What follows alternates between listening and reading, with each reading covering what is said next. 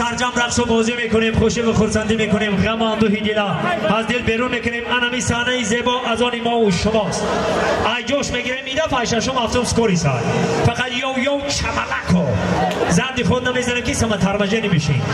پرمای با پیش رقص و بازی، خوشی و خرسندی. البته ای جوش رقص و بازی میکنیم، خوشی و خرسندی میکنیم. خرسندیش مبارکباد میگیم. عبدالغفار سربلند باشید دوستی عزیز. همه کسا سرجم رقص و بازی، خوشی و خرسندی. روزی به که فیضلی بر ما و شما ترانه ها می سرایند تا آماده رسیدن همین روزی بک جان. من یک انیدادک میگم این روزی بک هم اومده که من انیدادم میگم انا ما رقص و بازی میکنیم. همه تاکه هازی همین نگاه میکنم پیشروی همه کینای ترکی همه خلاص ایمینای با همین مادرها مانگلدفترهای زیبا همه کینای ترکی تماشا میکنن. این باور میکنی یا خیشه دیگه ناموش هنانه میدونیم. من همین قشم میدونم پلو دلیندر یگید باید دیگه دوملوزی های تو همین هاشا میدونم باور که من دیگه شنه میدونم. همین یک برادر من در دشمه شرخشا یگید میگرفته اینه هم ایتاج ای بالکن دشمنان را سنایپر خطی میپرونده.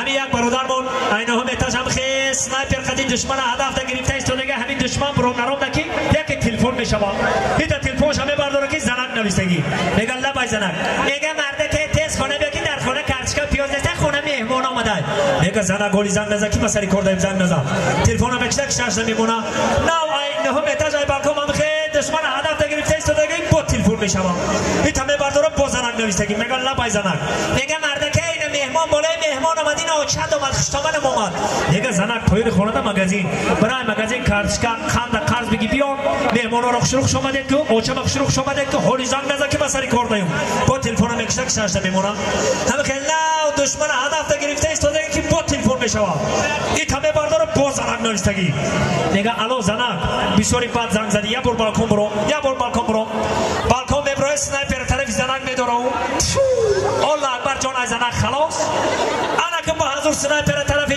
همین دشمن هم خیلی هدف گرفته است. دیگه همین دشمن برو نرام که با تلفن میشوه این همه برداره با زنک نویستگی میگه لبای زنک میگه مرده که تیز خانه بیا که آچد بالکن برو مد کسی پروندش احتیاج چیدن در کن.